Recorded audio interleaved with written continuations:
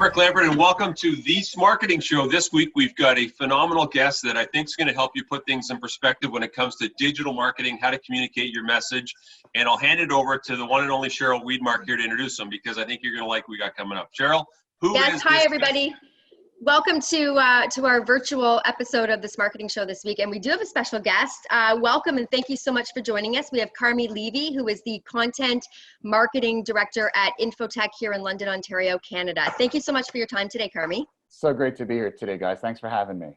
I wanted to start off just by talking a little bit about messaging. So this is something that we've been talking with our clients about, in how we have to shift from what we're calling a sales message into something that's a lot more supportive. Do you agree with this? And what are you guys doing at Infotech? Well, absolutely. The last thing you ever want to be seen to be doing at this point in time during this crisis is trying to go for the hard sell. You've got to be there for your customers. You've got to support them.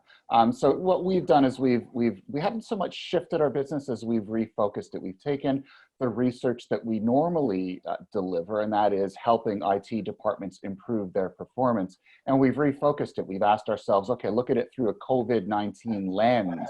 What is it about our research that we can then put the blinders on and give our members exactly the kind of help, guidance, advice that they need to get through the next little while? So dispense with everything else, really laser focus where we're at, and give them only what they need, nothing that they don't.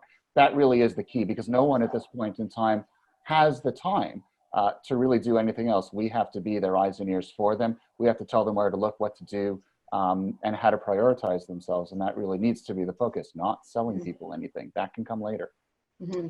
So, Carmi, I'm seeing a lot of salespeople cooped up at home. Okay, I saw a video this morning that gave a guy the option A, you can stay home with your wife and kids, or option B, and before they even presented option B, he said, I'll take option B. Anyway, we're finding that a lot of salespeople who are our audience, they're new jockeys on this horse called social media. Okay, and I'm seeing a lot of quantity start to come out, and I wonder if you could give the folks, you've got experience on TV, I would call you an expert in terms of digital marketing, social media messaging. I think there's a big difference between quantity and quality, and I'm just wondering if you could give some kind of sound bites on what you think would be a quality communication piece on social media versus quantity. So yeah, the last thing that you want to be doing is pumping out one thing after another and just overwhelming your audience. That's not what anybody needs now. When I wake up in the morning, I'm looking for 1, 2, 3 things today that I can do to keep the lights on, keep my business moving, sort of stay afloat during this time of crisis. So I need someone to tell me through whatever channel works best for me, whether that's LinkedIn, whether that's Twitter, whether it's email. It's almost irrelevant. Obviously pick the right channel, but tell me what I need to focus on. Oh my God, I'm hearing all this about COVID-19. What are the 3 things that I should start with now to make sure that my business stays afloat?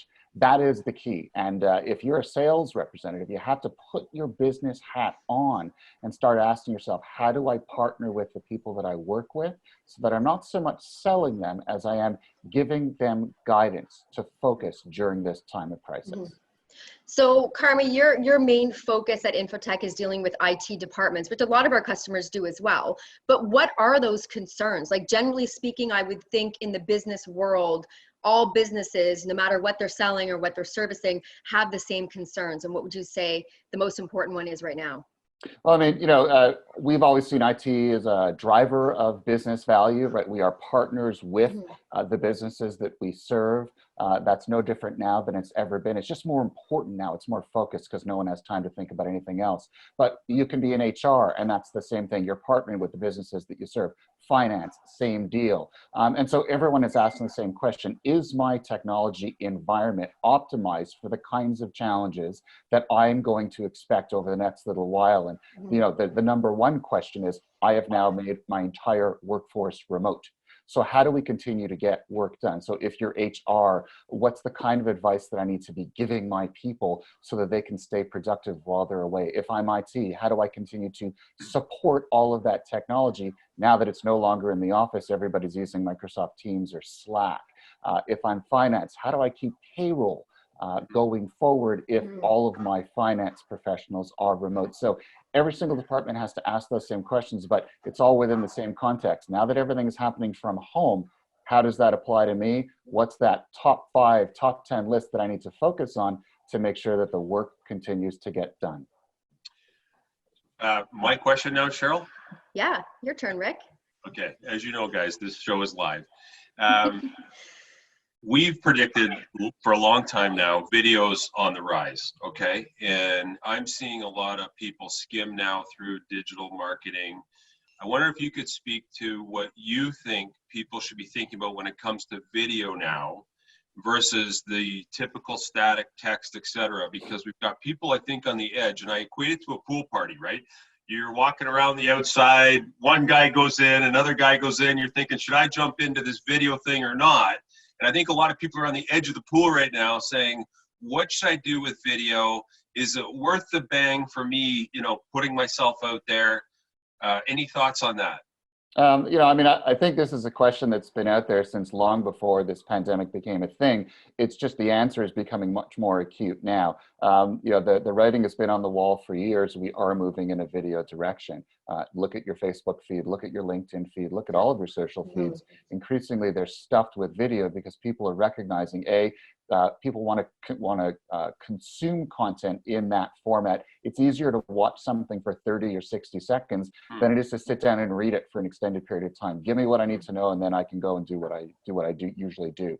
Video is a very efficient way of doing that. So I think now, if you have been standing on the side of the pool wondering if you should dive in, now is a really great opportunity to do it. And it doesn't take massive amounts of production. We have the tools available to us.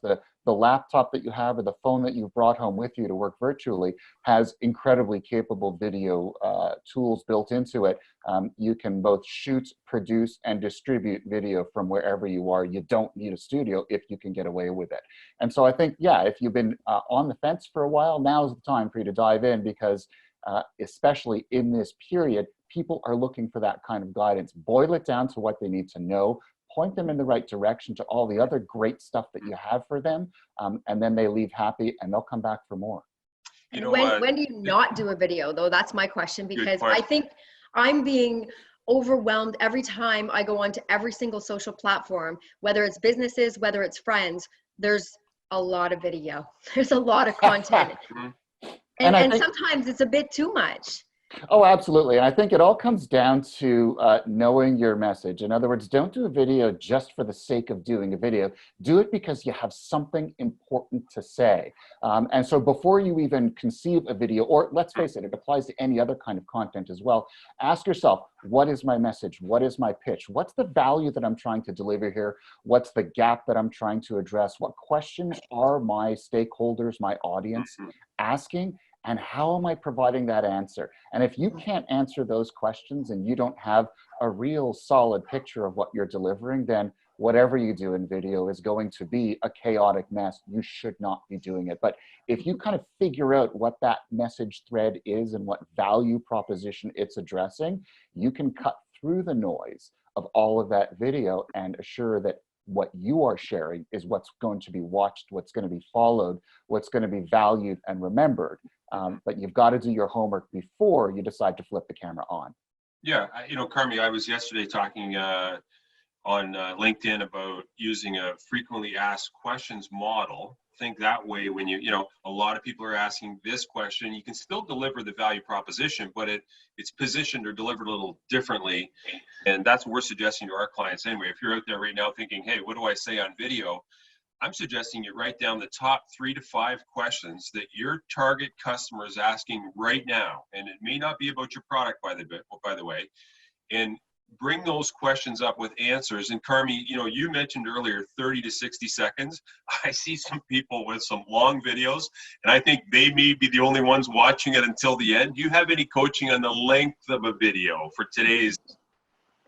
I think a lot of it depends on both medium and audience. In other words, if you're sharing something on Twitter, it's by definition going to be a lot shorter than if you're sharing it on, say, LinkedIn or on YouTube. So really ask yourself the question, who's watching? What are they trying to get out of it? What kind of value am I adding? And adjust accordingly. In some cases, we can have the same video, different lengths for different channels. But also keep in mind that so 30 seconds might be appropriate on Twitter or Instagram, but you know, you might be able to go to 3-4 minutes on LinkedIn and still get away with it. But again, just make sure that it's 3 to 4 minutes of value added content, that you're not just filling up the time. And so I think also, like, keep in mind, this doesn't exist in a vacuum. In other words, you share a video, but the video can point to other things. So you don't have to throw everything into the video. You can point to an FAQ that's on your website or that you've shared in social media that has more of the details. Use the video as the tease, connect them to other content that brings value. Yeah, that's a really good point. And since we're talking about timing, we probably have time for maybe 2 more questions before we lose about 80% of our audience at this point. But I wanted to ask you, Carmi, specifically, like the value of digital marketing right now. A lot of our customers, you know, are really having a challenge connecting with their clients. And they're also struggling with, do I see value, or do I need to continue with my digital marketing tactics? And we're saying, you know, now is even more important than before the last couple of months. Would you agree with that? Oh, completely. It's more important now than it's ever been before. You've got to be there for your clients. You've got to be there for your community. That what's changing is how you're going to be there for that community. In other words, you're shifting the message within those channels from selling them something to helping them make it through this period. So it could be no longer selling them anything. It could be helping them in some other unconventional way. The traditional boundaries of that relationship that you have with them no longer apply. Ask yourself, what is it that they need? How can I ensure that I'm the one who provides them that answer? And they'll remember you long after this is all over. Then they'll buy from you. That'll happen later on. But for now, ask yourself what they need and position yourself to provide it. From Carmi Levy himself. Okay, so Carmi, I'm a sales guy, okay? So it's in my DNA. And for those of you that know me, I agree with Carmi saying 100%. We got to be in a support role right now. Build those digital credits for later when this thing. So Carmi, here's something I'm talking to customers about right now. And it goes back to Cheryl's question. I'm saying that, hey, you know, we had this shock of this COVID thing happen. We were in a numb state, I would say. Some might call it a couple of snow days where we were numb. Over the weekend, people were like, holy cow, what do I do? And I'm saying to our customers right now, I think people got to think about their digital marketing partner, agency, whatever, as if they're looking for a lawyer with a case they have to win. Because I think 2 weeks ago, digital marketing for a lot of small, medium-sized businesses, nice to have. I should be out there because my competition's doing it. But now I think if you're coached to go to the wrong golf hole and there's nobody over there, and your medium, to your point, is not engaging, to the point, professional, whatever you want to call it, I think companies can do more damage than they think. Versus those that take off on the right charter right now. And by the way, if those of you are thinking, hey, the guy's positioning his services, could be us or anybody else. All I'm saying is that if you had a guy like Carmi up front, go, hey, you might want to go over here a little bit as opposed to over there. You may save a lot of energy, a lot of expense. And anyway, I'm using that analogy as a lawyer because I think more than ever, there's a lot of agencies and stuff out there now, but I think people need to really have a tight eye on the KPIs, the ROI of their digital marketing, and are they doing the right things? Because I think they can pass a lot of their competitors right now if they're on the mark. A lot of things you're saying. Absolutely. I mean, if you are a business owner now, obviously everything has changed. It's like a snow globe and everything is still chaotic and you can't really see. So your messaging needs to be more refined, more focused. Your stakeholders, people who buy from you, your vendors, everyone you deal with, they need to know where you're at, where you stand, how you're doing. You don't want them to think, oh, gee, they disappeared. I don't really know what's going on. You need to make sure that you don't just sort of maintain your communications, amplify it, go pedal to the metal so everyone knows where you're at, what you're capable of. Because if you don't, if you back off of digital marketing at this point in time, someone else is going to eclipse you. Yeah, thank you, Carmi. And you guys are doing a great job. I encourage all our customers to check out what you guys are doing at Infotech. You've created your own landing page and you've literally made yourselves like the subject matter experts when it comes to being a resource for questions that your clients have right now during this, you know, very unstable time. So good job for you guys. And thank you so much for joining us today. Thanks so much for having me. Really appreciate it. So Cheryl, if anyone has any question, oh, you're not done yet, Rick? Is this not the end? just hang on here, folks. Okay, watch us on fast forward if you need to. I would say that right now we're in a world of, you know, people got to think it's what you learn right now about sales and digital marketing that will be critical. In other words, it's what we learn after we know it all about sales and marketing that is really going to count. And that's the window we're in right now. And hopefully you as a viewer have got good advice, a good team around you. Listen to what this guy Carmi's saying. He knows the stuff. Carmi, thanks so much for being on today. I love what you guys are doing. And you're talking to a technical audience, by the way. A lot of ours are still figuring out, you know, how to work it. So thanks so much for your tidbits today. Really appreciate it, buddy. Great being here, guys. Thank you. And all our viewers, email us anytime, engage@intocommunications.com. Don't forget to like, comment, subscribe to our channel. And of course, we will see you virtually next week. Have a good one. Subliminal advertising, anyway. See you guys.